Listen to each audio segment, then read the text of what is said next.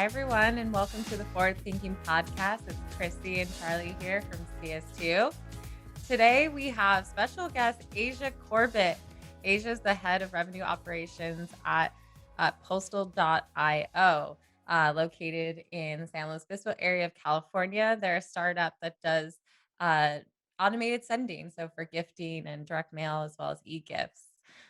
Asia is joining us to talk about a topic that everyone in ops should care about really, and that's data governance, why it's important, how to maintain it, how to get your team to really care, and then what people are doing wrong. So we're going to cover all of that today with Asia. So welcome, Asia. Thanks for joining us. Hi, thanks for having me. Really Great. excited to So be here. yeah, we're excited. I've been looking so forward to this ever since we met you at our OpsStars workshop last year. Been following you on LinkedIn, which I highly suggest people follow Asia on LinkedIn. She was actually recently named one of the top RevOps pros to follow on LinkedIn by Sales Hacker, which I thought was, aptly appropriate. I think you share a lot there, and you have great advice for other RevOps pros at startups. So we're looking forward to getting your insights. And before we get into the meat of what we're talking about today, would love to get a little bit about your background. We love hearing about people's origin story and how they got into ops because it's usually never linear. It's never something they set out to do, but it's where they ended up and they're killing it. So yeah, if you could talk about your journey and how you got to being a head of RevOps today. Yeah, totally. When I graduated college, I fully had in my mind that I wanted to be a CFO and I wanted to go this finance track and be in finance.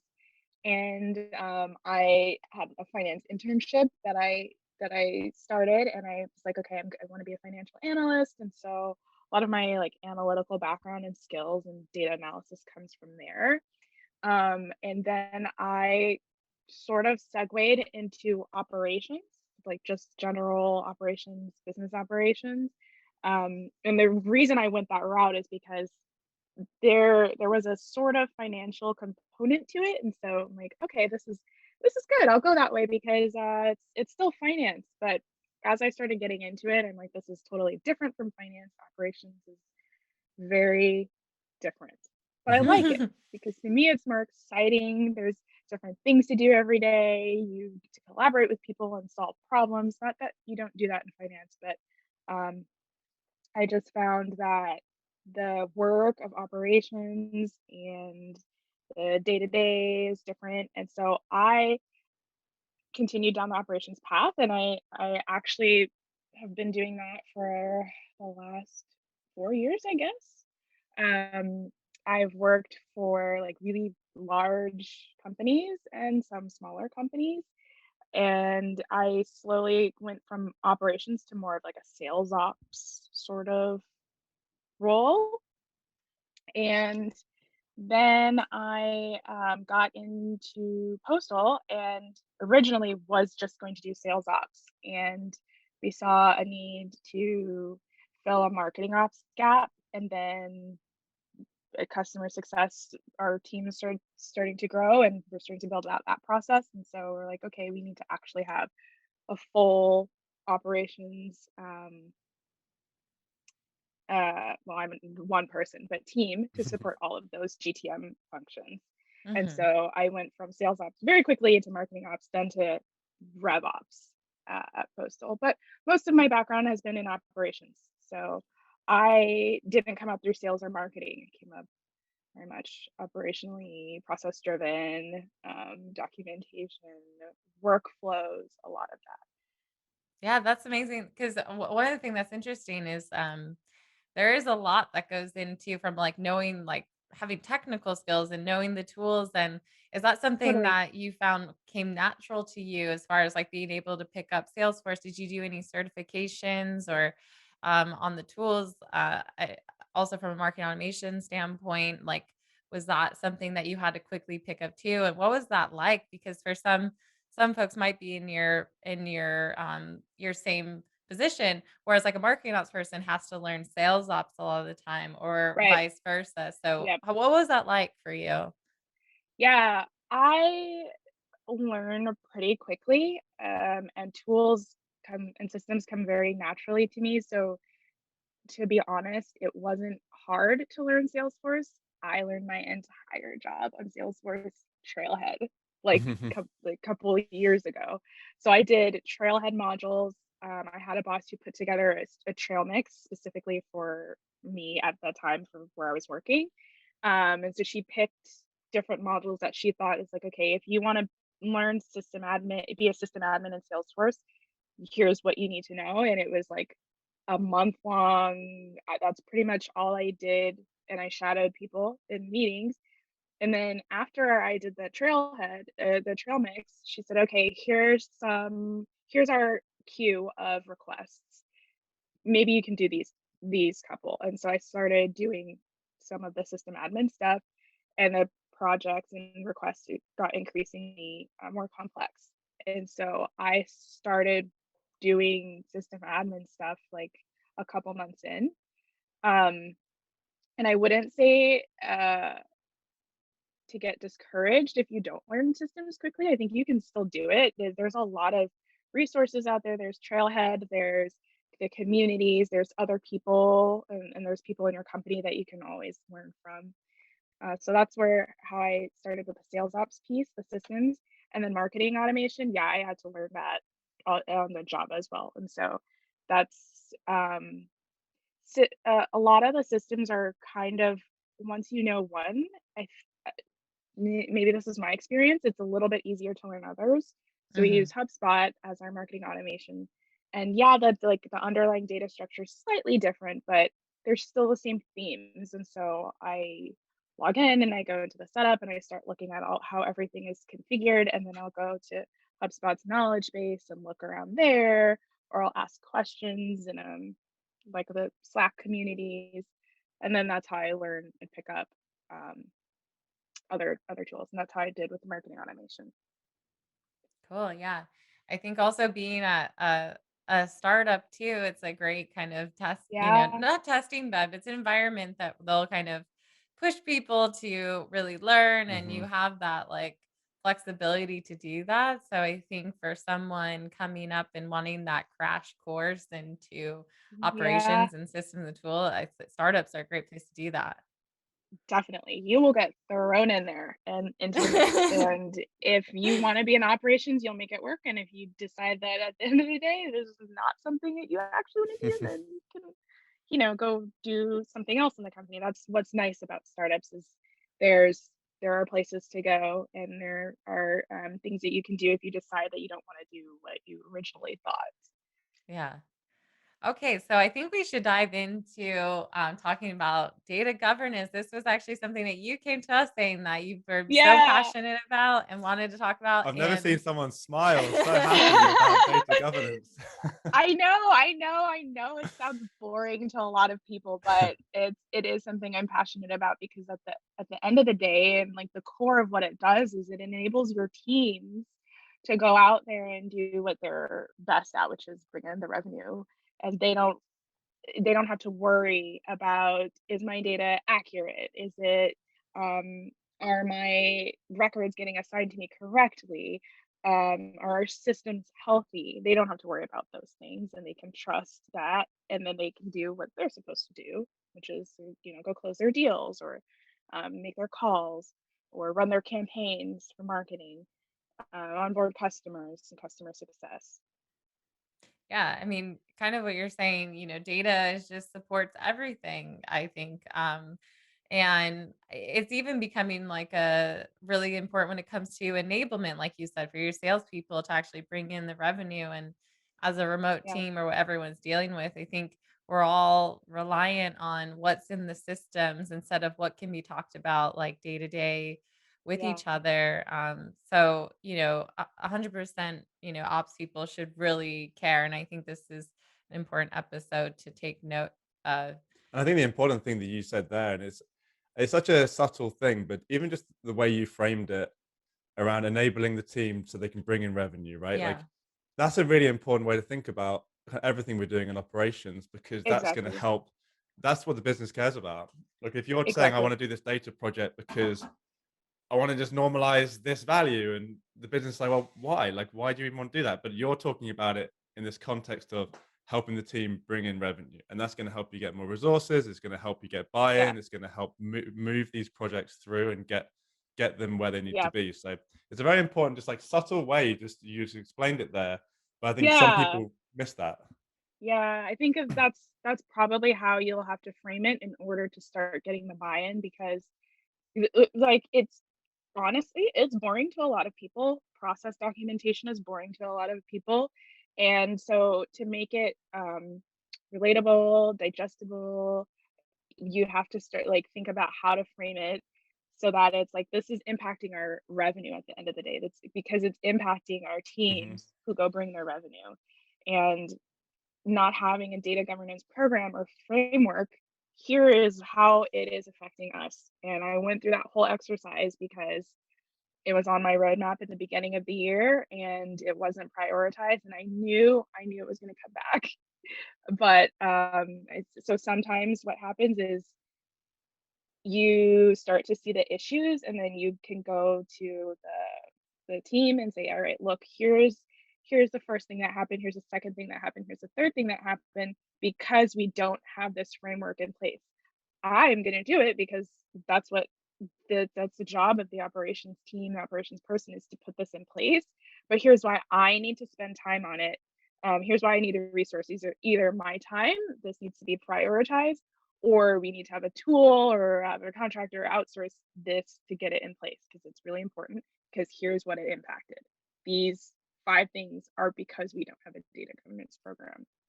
Totally, and I think the way that you said that there with really framing the issues kind of goes into our next question around like what are the biggest issues with having crappy data? Like, I mean, there's so much, but like There if you is had to just so kind of much. come up with a few, what are some of the biggest issues that you would highlight to the teams to get buy-in Yeah. to work on a project like this? So one of the biggest issues, especially if you're in revenue operations, because you'll probably manage multiple systems, not just Salesforce, not just your marketing automation, not just your support tool or what have you. You'll be responsible for all of those and the connections between all of them. And if your data is not consistent or if it's not clean in one system, that impacts all of the other systems. And then it impacts multiple teams because you have marketing working out of marketing automation, you have sales in Salesforce, and then maybe even like their sales engagement tool, um, and then support. And so if you've got, for example, if you have Salesforce and HubSpot synced or your other marketing automation synced, and you have data in Salesforce that's not standardized and the data types are not mapped correctly, they won't sync to HubSpot. And they won't sync to HubSpot, they won't be in HubSpot. Your marketing team can't do anything with people that you have in Salesforce. And maybe they need to. Maybe they need to run recycled um, lead campaigns. Maybe they need to do customer marketing and they can't because none of that information is getting back because it's a little sync error that is causing the hundreds of people not to sync into your system. That is, I feel like I'm glad you started with that one because, oh my god, just Yeah, synchronization between yeah, systems is gotta be one of the hardest things, and I know there's tools out there that now, yeah, like yes, Synchrony, that are trying to tackle yes, this yeah, problem, and it's such a big problem. And it is. it's only getting worse with the more tools we have. Like, one of Right. the Yep, examples that we've been dealing with a lot with clients recently is just opt-in and managing Yeah. opt-in across all of the systems that can send yep, emails. exactly. Yep, You're not just sending emails out of your marketing automation platform, is your sales engagement tool, like customer success yep, is sending emails. And everyone needs to yeah, know, are these people opted in? Are they opted into sales? Are exactly. they opted into customer communications? Are they opted into Yep, marketing? And you need that data synced. And it's yeah, a big challenge. And there times that by hundreds of data points that you need to be properly synchronized across systems. yeah, And if you yeah, don't have it, it can cause big compliance issues. Like you said, like exactly. your marketing programs aren't being run properly, and it's just difficult. It's very difficult, It and is. it needs a lot of focus. It does, and I would say, also don't be discouraged if you don't have budget to get a tool like Synchrony or, any other tools to help with this because you still do need, like, the groundwork, the Hmm. Yeah. process first, and you can do that, and like I'm doing it manually right now, but it's worth it to me because then I don't get, "Hey, what happened with this lead? Like, why didn't it get scored?" Or and I get a lot of these questions over the last quarter because of our data was not either syncing correctly from HubSpot to Salesforce or Salesforce to HubSpot. Certain things were mapped incorrectly. Certain data types were mapped incorrectly. I don't know if you know this little Salesforce limitation. If the pick list values in a dropdown are not exactly the same, they will not sync. And that caused some errors for us too.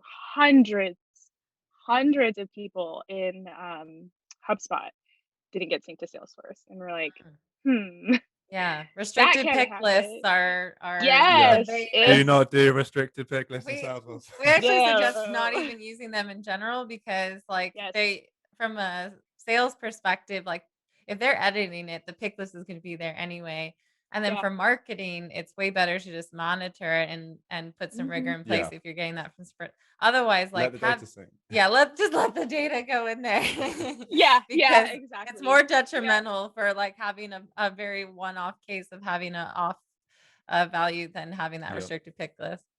Yeah, that's so there's like little those little things that your GTM teams don't think about because they're like Hmm. they're doing their thing. So and they think, okay, I want a pick list because I want to be able to select all of these things and it's related to my opportunity or it's related to the lead or the contact or the account. And then, you can say as this framework is in place, well, we actually should do this because here's how it'll impact you. And the challenge that I am still like learning how to navigate is communicating these very technical things in a non-technical way because they don't care. Like they don't want Right. to get into the weeds about why a Yeah. Salesforce pick list is not going to work. So it's like how do you communicate that to them without sounding like you're just putting a bunch of restrictions in place? Like, How have no, you you got any can't do tips that. on that? Honestly, I'm open to tips because I Mhm. I find myself like trying to just trying to level and say I understand where you're coming from, but here's why we can't do it. And if they push, I like try to start explaining like, do you want to know the technical reason behind it? I can tell you. It's probably going to be really boring, but I could share it with you if you Yeah. want. And some people do like to know that, but a lot of people don't. They don't Hmm. care. They're like, their eyes glaze over. Knowing They're your like, audience, right? okay, all right, Asia, sure, yeah, we can't do this. Yeah. I'm still learning how to navigate that, but if people push, I will go into the technical explanation, and then depending on who it is, they're like, "Oh yeah, that's awesome. Okay, thank you." And then some people tune out. Yeah, I think that's a lifelong skill everyone is working on at all times in all facets of their life. Just kind of Yeah. knowing their audience and knowing kind of like how to Yeah. communicate with them, right? And just knowing Yep. this person is a bit more technical. Maybe I should give them the details, or this person just wants to know this is going to work, and Yeah. make them Exactly. feel confident. Yeah. Exactly. Yeah. Yeah. That's what I've been doing. And still doing. Besides, like, sync errors and I guess getting data to the right places so that, you can nurture people properly, score them Yep. properly. What are Yep. some other issues that you've seen, when it comes to data or as a result of bad data? Do any other ones come to mind that you've seen in the past or that others have struggled with? Yeah, so not just internal integration sync issues, but automation localized in one system. So I created a system automation catalog because we don't have that much yet. Still kind of young, so there's not that much tech debt. But a system automation catalog is like all of our workflows and business process automation in each of the systems we have. So we have Salesforce, of course, we have HubSpot, and we have Outreach has triggers. Mm. So the not only do those automations update each other, but within the one system is like people will ask for, I need a email notification to be sent when an opportunity is closed one. Very straightforward. but you might have some workflow already that's updating opportunity fields, or a process builder in Salesforce that's updating it. So being able to look and see what exists already and how you can tweak or modify what you have, rather than creating more automation just because someone asks for something. Hmm. I think that goes around to the data quality, data governance framework, because in the beginning, when you're just trying to get stuff done really fast and you want your people to feel like they're being taken care of and enabled to do their job, you're like, okay, I'll create the email alert. And then you go through all of that. And then you find, okay, well, I had a process in Salesforce in the process builder. I could have added this step Mhm. there. Yeah, Um, and then you can start to accrue tech debt really fast Oh, yeah. when Mhm. you don't need to. So the system automation catalog that's is such a another one. I love that because a lot of people I think in the kind of startup land, they think, oh, we're too small, we don't have a ton of stuff, like we don't need to Yeah. document it yet, and then by the time Yes. they think they need to document it, it's too late because it's too much Yeah. to document, and then they have Yeah. accumulated that debt, so Yep. technical debt. So I Yep. love that you're getting ahead of it, and this is should be anyone listening to this at any stage of size of company, if you haven't done it already, is so you Yeah. should, because it will help you Yeah. limit tech Yep. debt, but especially if you're early on and you haven't got Yeah. that tech debt yet, like do the company and yourself a favor and start now, right? Yeah, exactly. And I'll say, like, okay, it feels overwhelming, and to me it felt overwhelming too before I started. I'm like, "Oh my gosh, where do I start with how do I Hmm. document all this stuff?" Me being one person and having to also take in requests and do all these other things and what's on my roadmap. It didn't take me that much time to put together the automation. What I did is I put it in a Google Sheet, and I put a tab for each system. So I had Salesforce, HubSpot, Outreach, and I had a list of all of the workflow rules, like by objects and some like basic trigger criteria, and then if it impacts another system or not. And then I have that for each of the three tabs. And it took me like probably, I don't know, over the week, maybe a couple hours. So you dedicate a little bit of time to it every day, just like block off 30 minutes. That's not a lot. You can make 30 minutes Hmm. to do this, and then you have it set up. And then if you need to make changes, you can make changes, and it's easier to make changes than to go and say, "Oh my god, I have all of this automation. Where do Mhm. I start now?" I worked at a couple companies ago. I Our business operations team was basically like the sales ops, rev ops team, and that Salesforce org was 10 years old. Tech debt, like I don't even know where to begin. Literally, probably hundreds of workflow rules, hundreds, Mm. and the way they were named. So you can have field updates on an object, and they would title it like field update so that you can't look at everything alphabetically. So then you're trying to find, yeah, it's like very little things that you don't think about until you're actually in like the weeds, Hmm. and you're trying to go through and find a workflow rule, and everything is called field update, and there's hundreds, and you have to click through each page, and Oh, Oh, you no. can't find. soul So destroying. I to bring it all full circle, having the system automation catalog, you can go through, you can see everything. Maybe you have links to them. I put Yeah. links to the workflow rules because you can link workflow rules, Yeah. and then you can click there. And then when you add one, it's not as much of a lift. Or if you add two or three, or you add a couple, you already have your document outline. And then Hmm. you can also push back. You can say, we actually have this automation already. Maybe do you need that one? Are you solving for an edge case, or is it something that you do need to have automation in place for? Yeah. But Totally. it's really hard to have that, like, be able to answer that quickly if you don't have it in a view where you can see it, and share with people. People probably won't look at it unless you like, okay, here's what we're looking at, but you have it.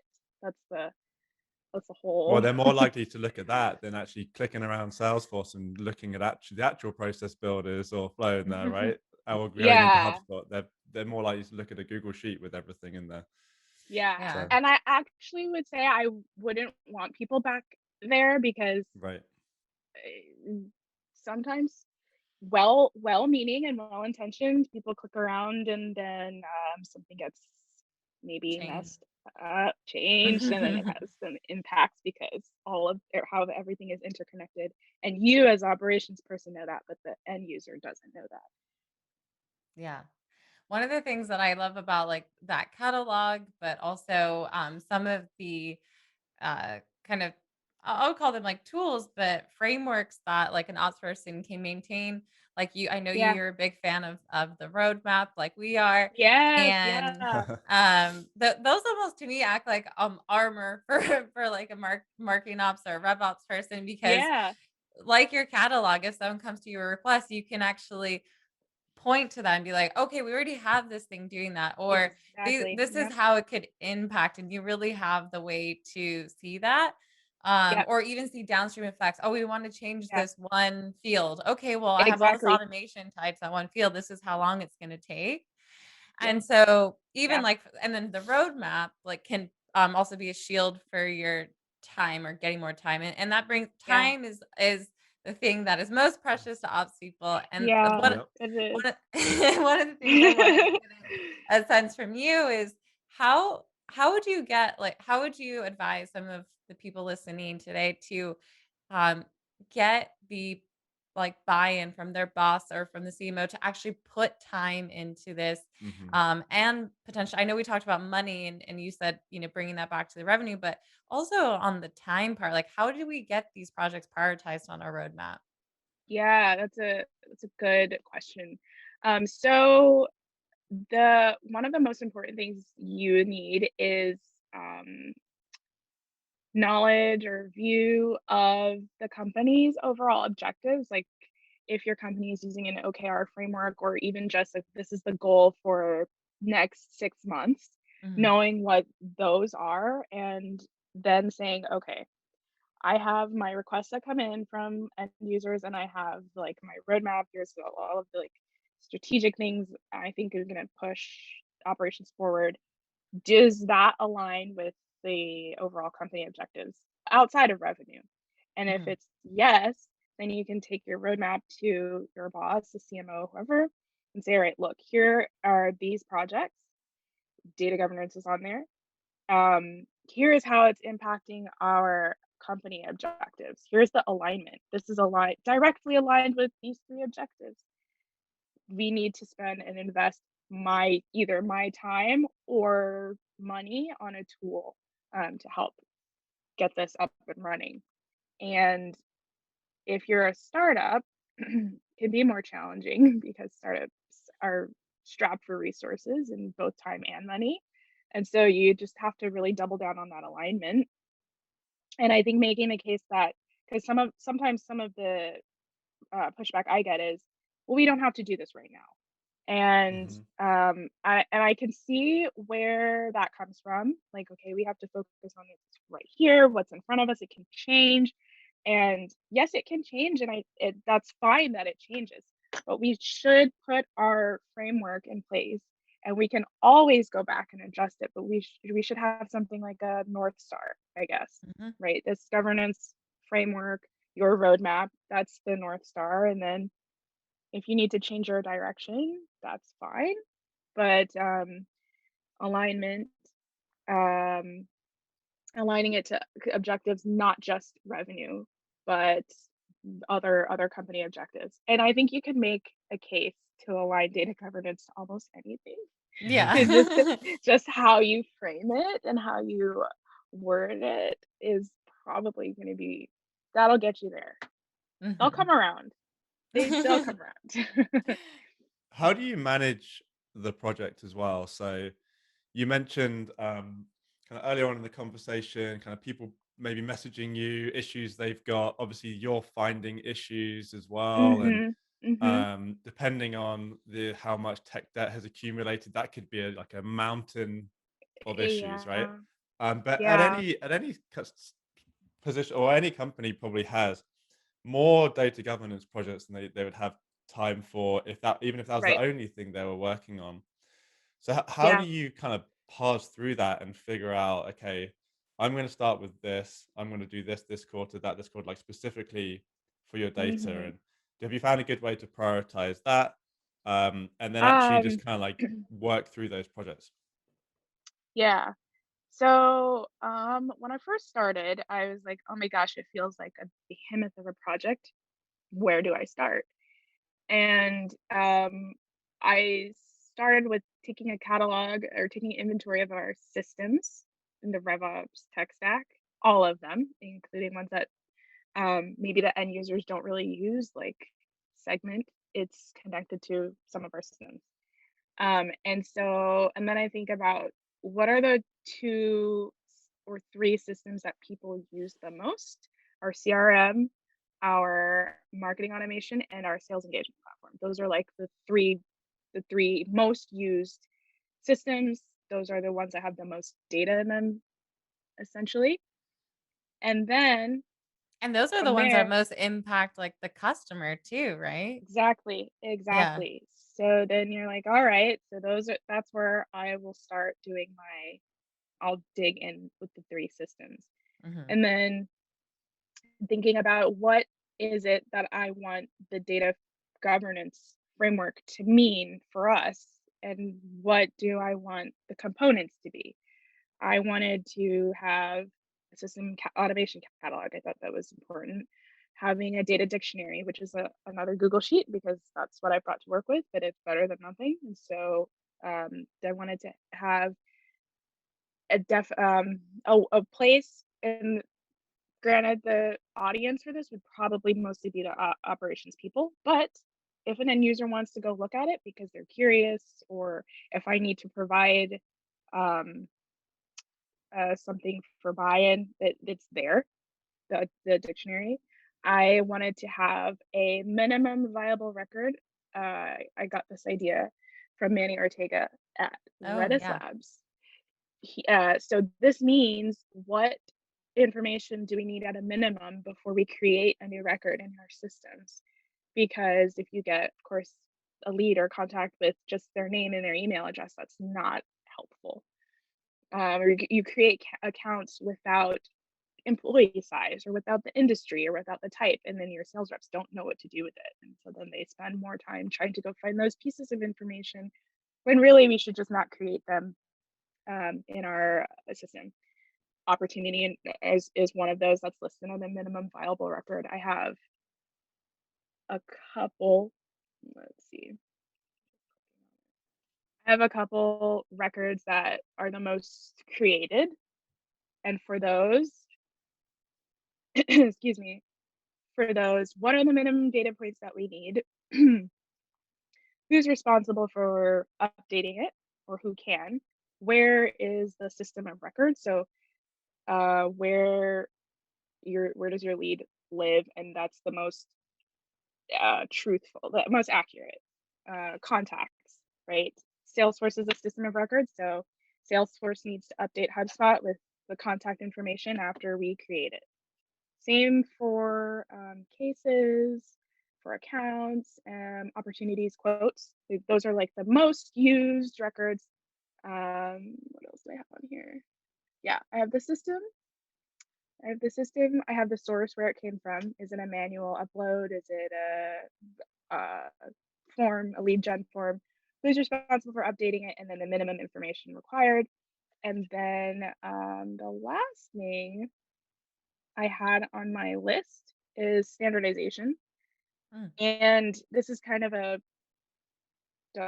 two part. One is like standardization and naming conventions of workflows, of records, of sequences, templates, all of that stuff with the internal stuff.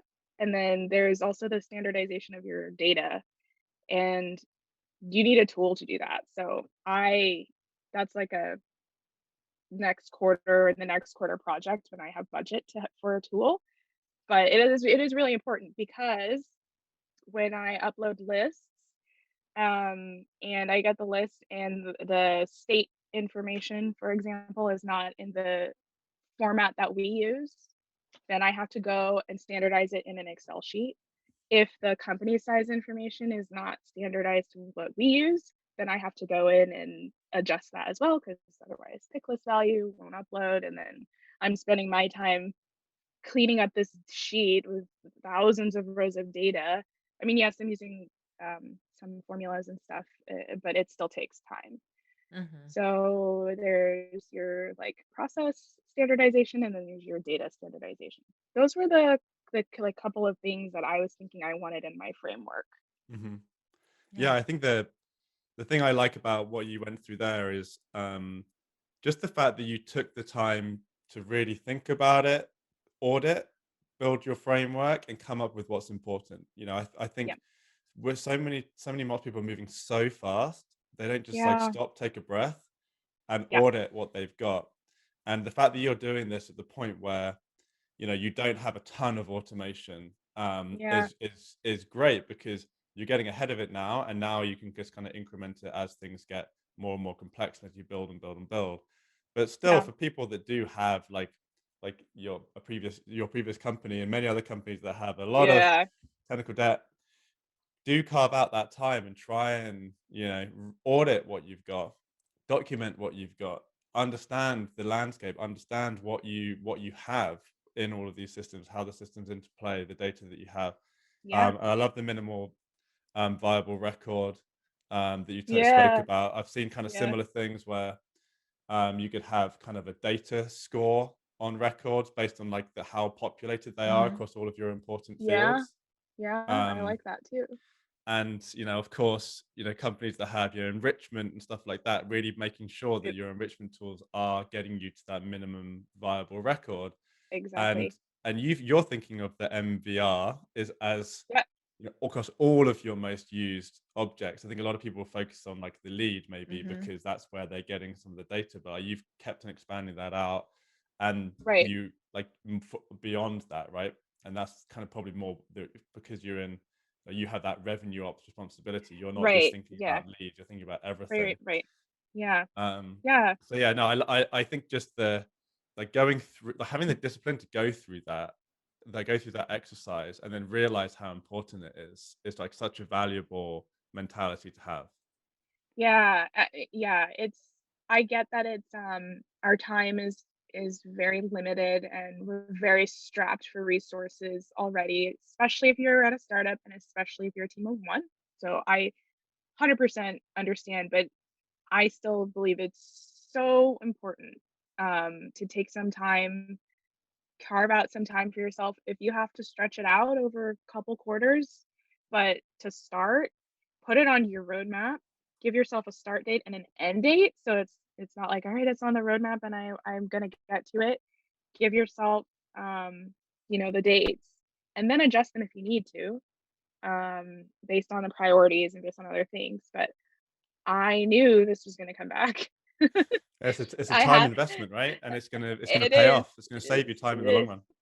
It is, Totally. it is. Well, I wanted to end with one thing, and actually, I have a feeling that this podcast episode everyone is gonna love. If you're listening to this and you're loving this, I feel like we're gonna need a follow up to this, Yeah. to really go into your tools and knowing that you have potential budget in your next quarter to even invest in some of the tools. I think it would be good to do a follow up on that. Mhm. But the last thing I want to end with is what if you could like sum it up into kind of the biggest mistake that you think that rev ops or marketing ops people are doing when it comes to data or just not doing in general, what would it be? I think it's this. I think it's not focusing on building out a data governance framework or a data governance program. And it always comes back to bite you. It will. And so, even if you are an ops professional and you do believe in this and value it, not doing it is something I've seen or have heard from a lot of people. Even people who think process and documentation and all of that stuff is really important. It's not on their radar. So putting this at the forefront of your rev ops, marketing ops, sales ops, CS ops, discipline is really important. And I think it's something that I'm going to continue to like preach because I don't see enough people talking about it. I see a Mhm. lot of like, let's build a dashboard or let's get some Mhm. really cool reporting. Like what can I have this report about this? And I'm like, yeah, well, our data is crap, so we can't do that. Not speaking about postal, but like, Yeah. Yeah. it's you can't get there. You can't build these really awesome, robust dashboards that people are bought into if your data structure is crap. Well, if your Totally. data is wrong, those wonderful reports are also wrong. So it's going to be misleading, aren't they? Exactly, exactly. Exactly, and so then what are your business decisions made based on? Like, Yeah. Hmm. incorrect data. That also has That's revenue scary. impact. Yeah. Yeah, that's everybody's livelihood. Yeah, That is a great place to end with, because I think if you're trying to spearhead this new change and project, that is like the one quote you should bring Hmm. to your C-suite. Um, yeah. well, I just want to say thank you so much, Asia. For anyone who's looking to hear more from Asia, you can find her on LinkedIn. We'll include a link to her profile. And if you enjoyed this podcast, or if you know anyone who's also about to tackle data governance, feel free to share. And I think we definitely need a follow up for this one. So thank you so much for your time, Thank Asia. you. Thank you. Okay, everyone, we'll see you on the next episode of Forward Thinking. Have a great one.